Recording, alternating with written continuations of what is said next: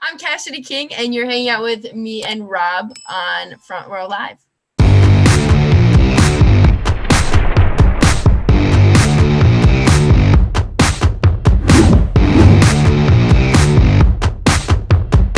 Congratulations with Safe Places. You released a single, and let me rephrase that, because prior to the single, I didn't know who you were.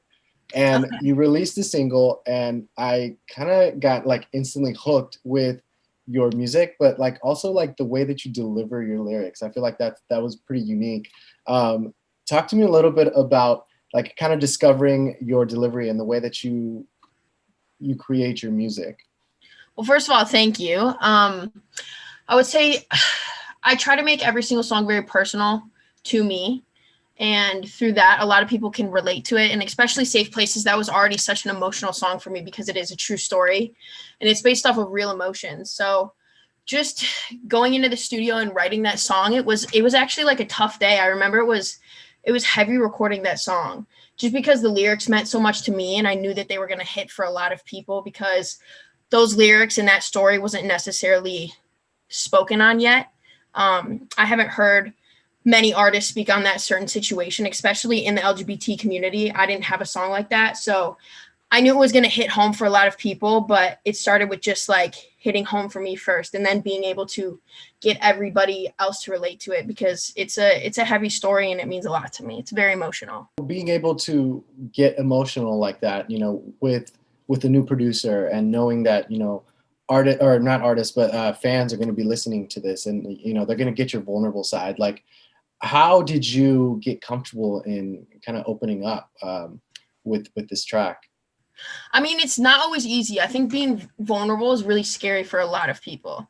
I don't think it's just something that just like comes like that. It takes time and it takes knowing yourself. And I think the reason I'm so comfortable speaking on it is right now I have a very, my audience is just very supportive. And it started with the Professional Smiler music video that I did like last year, October. And the audience that I had was just super supportive. And that was me being very vulnerable too. So I know with this song, it was going to sit well with them also. And I mean, it just comes with time and it's still not always easy, you know, like it's not just something that comes easy to me. I would be lying if I said like, oh, it's just easy for me to talk about my feelings, because it's not always, but knowing that there's so many people out there that feel the same way that I do just makes it a lot easier than it already would have been. So yeah, I just think it's the response. I think it's the people that listen to it. It's the way people react and the stories that I've heard based off of my music being like, oh, well, this happened to you. Like this also happened to me, but in this way. So I know that it's just going to sit well with people, and I know that people need to hear it. And sometimes it just takes somebody to speak on those things to make people feel okay. Because I know that I needed it, you know, when I was going through certain things. So if people could speak for me, you know, it would have been a little bit easier if I wasn't ready at the time.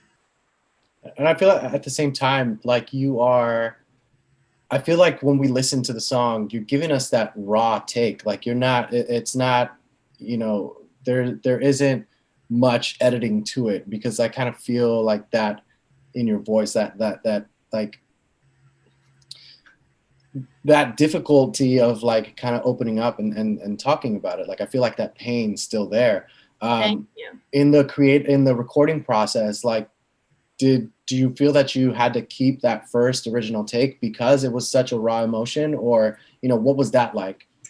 So actually the session that we recorded, that was the first time I had known the producer just over the phone, because he's done some extra production and mixing and mastering for me before. So we had like a phone relationship type thing, because my manager was close with him and he always spoke highly. And for me, music is very personal. So walking into that session, I wasn't like, oh my God, I was going to get this deep of a song, because I feel like I don't necessarily open up in front of people I don't really know, but I knew just hearing the things that I did for my manager that he was going to be a great guy. And that was actually my first co-write also. I co-wrote that song with a really amazing writer, Nicole. And she was just like, it was like she was my therapist. And I walked into that session and it just felt so nice and like relieving. And that's the Safe Places.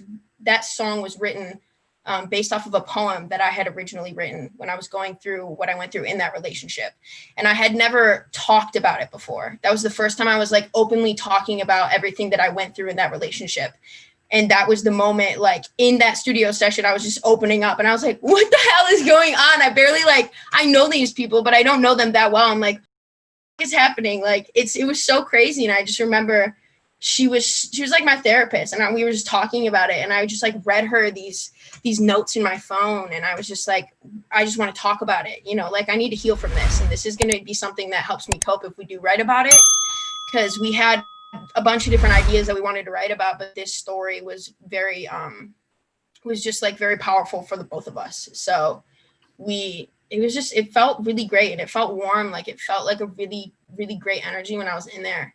So it just felt easier for me to just record it. And recording it, yeah, it was hard. We didn't do too many takes. There weren't very many takes. They were very, very raw. So it was really great. It was a really great recording session. That was like one of my favorite recording sessions ever, because it was a therapy session too. I was like, it was so weird. I normally don't like, it was really great. It was amazing. How do you translate a poem to a song without it sounding like spoken word? Well, so actually a lot of the songs that I have released or am getting ready to release now, because I'm in a different place artistically than I was even a year ago, but in the new songs that are coming out and in the future and a few songs before, they start with just like either voice memos that I'll take snippets of me talking if it's just like me venting, if I have a certain perspective on a situation that I've been through, or I'll just take my phone out and I'll just like type stuff in my notes, and I'll just have them, especially when I know that I'm about to go record or like work with certain people. I get my feelings going and I write more than usual, and they're just thoughts in my phone. Like I have so many notes in my phone that I just write, and journal entries. There are a lot of journal entries, but for how it translates, it's just like it was just like it was a poem. And the way that I articulated, I can actually read you the actual poem, but it was like, let me see if I can find it. It was actually called Laces, and I wrote it in 2018. And we just took the exact words, but just moved them around so they fit in the melody that we were making. But it was, I picked you flowers, he gave them to you. I wrote you songs, he sang them to you. He bought you shoes, but I tied the laces. He's in your house, I'm in the foundation. And then I said, see, the funny thing is I would catch you every time that you would fall, but how could you give me nothing when I gave you my all? I gave you every reason to love me. I gave you every reason to trust me, but you still and always will put him above me. So that was like the poem. And we just kind of gave me chills. It was a very intense, yeah, it was a real thing. And I just read that to her, and she was like, that's it. That's the concept. Like, we're going to just dive into that, and we're going to like write around it. So we sat there and we wrote the whole song. Do you feel, because I really love your poetry though, like the way that you write it, like, do you feel like that, I mean, did you study poetry in the, like, you know, when you were younger, like, or is that just naturally how you write? Because I feel like, you know, people can write a song, but when it comes to poetry, it's like so hard to kind of write the way that you did or rhyme the way that you did. Yeah, I definitely was. I didn't get taught poetry by any means. I don't think, and sometimes it's not always like poetry. Sometimes it's just like thoughts, and the way that I think about certain things comes off as poetry, but it's really just like the way that my brain just sees certain situations, and a lot of them are metaphors, like just comparing things. I tend to do that a lot with just some of my thoughts and my feelings, but I have never like learned any type of like specific poetry, or it wasn't necessarily taught. It was just something that I picked up when I started, like when I was in high school. And I just have like a bunch of journals, and it's not always, I think the great thing about it is it's not always put into a certain box. You know what I mean? Poetry is just like, it's not always just, it doesn't have to like rhyme. Sometimes it's just like you speaking and putting your own thoughts and feelings into your own way of saying it. And I don't think that it's not like, and I don't like force it. I can't always force myself to write. It's just when I need to, you know? Right. It's that therapy. Like, you got to release it. Yeah, for sure. But I didn't learn. No, there was no like any type of like class I took on poetry. That's no. crazy. That would have been a good class though. That would have been a really fun class. No, but I wish. So you mentioned like you're working on more music because it's like a new era for you. Like, what is this new era of Cassidy King? Like, what is this era all about? So this project, I'm actually getting ready to release a project the later part of October. So this project that I'm releasing was basically like all of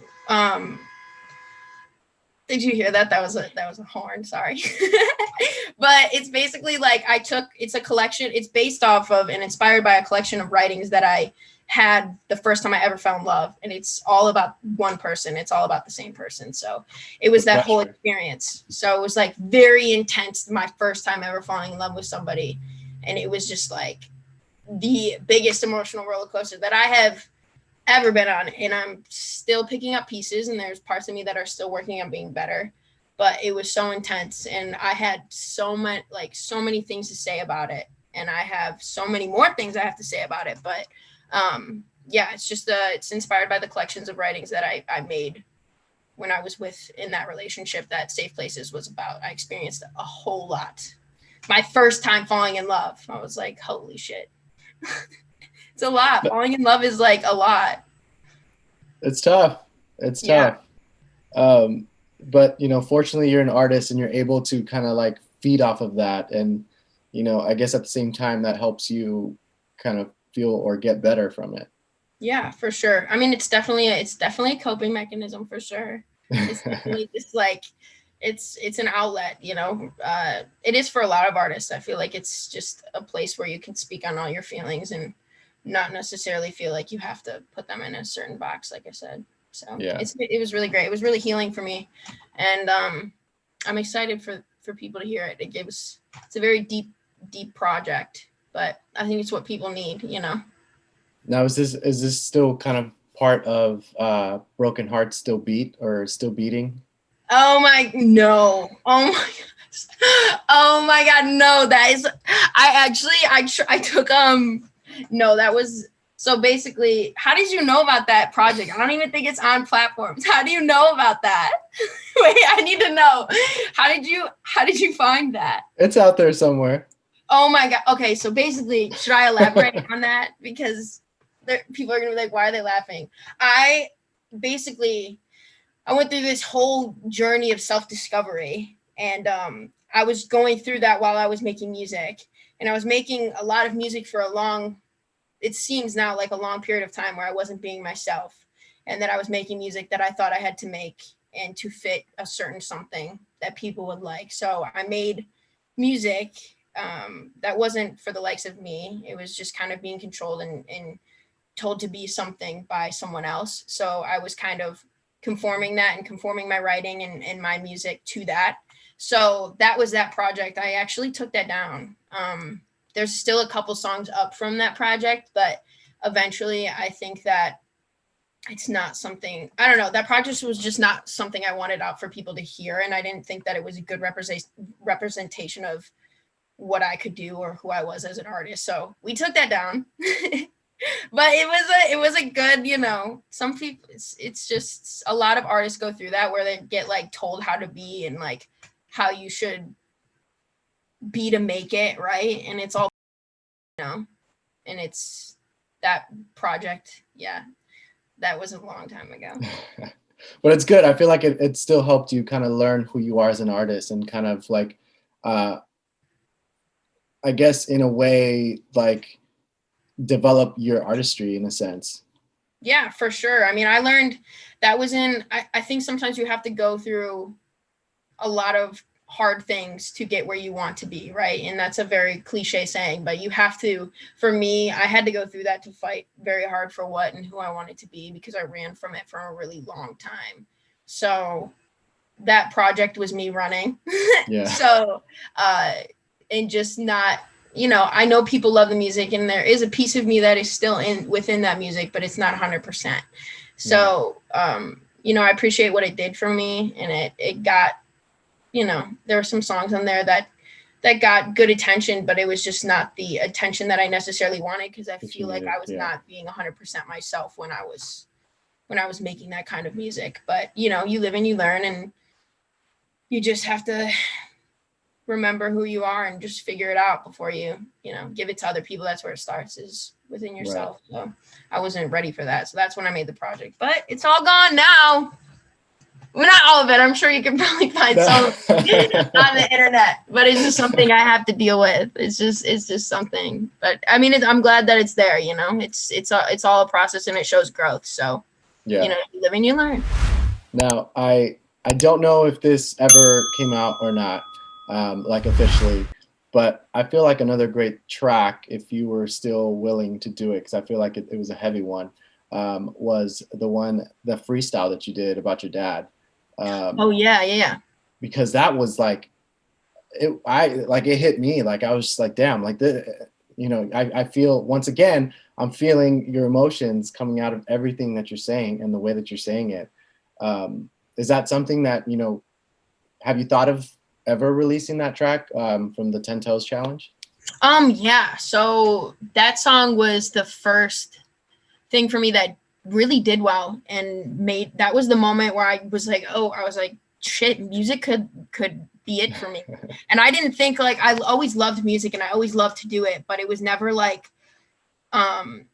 it didn't seem like a reality, like when you're from a small town, it's like, I grew up with, like, nobody did that. Like, nobody just made music. It was like totally unheard of. Like, if you made music, you live in LA. You make music, you live in New York. You know what I mean? It's like nobody does that. So I didn't even think that it was real. Like, I didn't even know how to even get it started if I wanted to do music. And I just remember I made that video when I was going to college, when I was a freshman, and my roommates, like, convinced me to sing. And so I would, like, started, like, singing, and they posted videos of me singing, and one of them did really well. It wasn't the 10 Toes Challenge, but after that video my friend posted of me singing in a stairwell, I was like, I should probably try to write more, or like I should try to just like do more music stuff, because people love it and like people like my voice. I was like, I'm so confused right now. I was like, people like this. And so I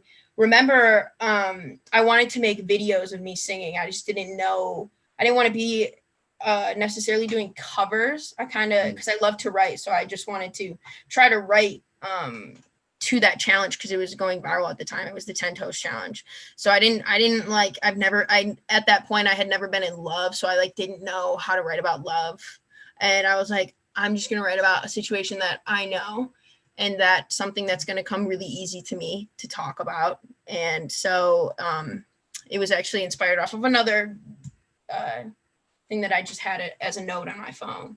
But that was the moment for me. I was like, people want to hear my story, people want to hear what I have to say. And I didn't feel that for a really long time. And that's why I knew music was going to be it for me, because I just felt like I had something to say. And I felt like I had something to say that was worth hearing, for other people. And like, other people need to hear what I have to say, because it'll help them too. Yeah. So I definitely want to make that into a full song, but it's probably going to be a little bit different.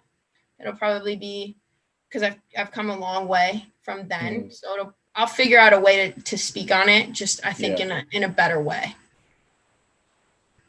Well, I dug it. I mean, it hit hard. So I feel like there's so many other fans out there that feel the same way. Thank you so much. I think that I'm definitely I'm working, probably not on this project that's coming out in October, but when I get to more of my I want to drop another project next year. So I have a few songs that I'm diving into that situation that I think people are really going to love in that time in my life. So I think it's going to be really great. Awesome. Well, definitely looking forward to more music from you. I'm glad that it's better late than never, but I'm glad I discovered your music, your sound. And, hopefully we can do this again in person when you're in LA on tour, maybe. I don't know. Who knows? Yes, I would love that. Thank you for letting me talk to you. I talk a lot, so thanks for listening. No, of course. Anytime. You got my Zoom. Just hit me up. Yeah, I'll hit you up through Zoom. I'll like email you or whatever. There we go. Well, right, Cassie, thanks so much for taking the time, and congratulations with Safe Places. definitely is a huge track, and I feel like this is only the beginning of you, and I feel like more people are going to get to know you as, you know, more music starts coming out.